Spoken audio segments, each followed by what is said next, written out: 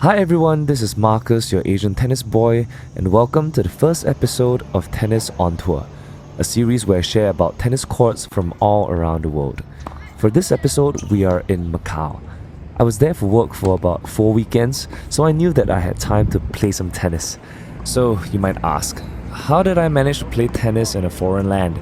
Well, prior to coming over, I got in touch with a few Facebook groups and international tennis associations and organizations.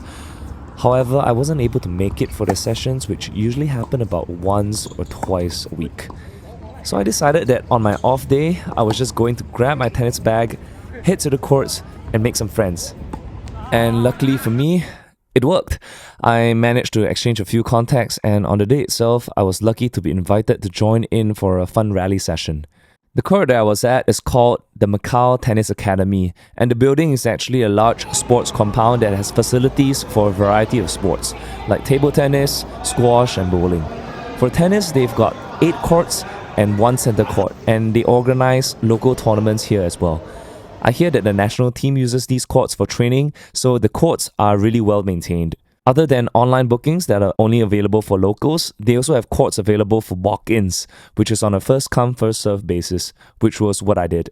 I got there early on a weekend at about 8 a.m. before the counter opened at about 8:45 in the morning, and I managed to get a hit on these courts with Eric to get in some well-needed vitamin D. While I really enjoyed playing in these courts, I think it would be much better to play here during sundown, as the courts and rest area are totally unshaded, other than a solitary umbrella at the side of each court. The next court, and also the court that I played at the most, was located in Taipa, which is an area that has a lot of good food and tourist attractions. But the court is located slightly further away. Big thanks to Wendy for helping to secure these courts and waking up early in the morning to play. Here I got the chance to play some doubles, which I don't do very often. It's a totally different game, the pace is really fast, and points are much shorter. Although sometimes I did engage in a couple of moonball rallies because I didn't really know how else I could play. Let me know in the comments if you have any tips and tricks while playing doubles.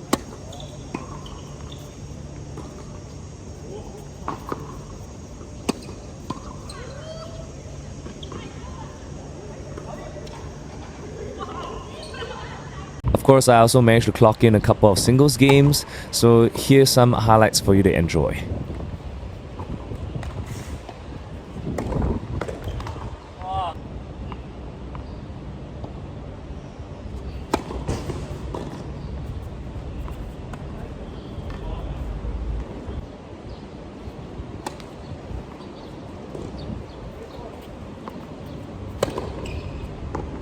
I also want to highlight this perfect service game from my opponent. At this point of time, I didn't really have much footwork or incorporate a split step in my returns, so I had completely no chance. It was quite inspiring to see how a good serve provides such a strong foundation for a good performance, and I think that's something I'd hope to achieve for myself as well. The last court that I went to was the Olympic Sports Center, which is located next to a track and field. I didn't manage to get any footage of match play, but we took turns to play doubles and singles on 2 courts. On one of my last few days in Macau, I remember that it rained out on our game, so we all had breakfast instead. A big thank you to William, Sam, and Eddie for the treat. I think tennis intrinsically has a social element in the game, which I think is refreshing and life-giving. A big shout out to everyone who I met on court during my time here. Thank you for being a part of my tennis journey. And that's the end of the first episode of Tennis on Tour. Let me know in the comments what you think about the format and if I should feature anything else or capture things differently. Alright, this is your Asian tennis boy signing off, and I'll see you on the courts.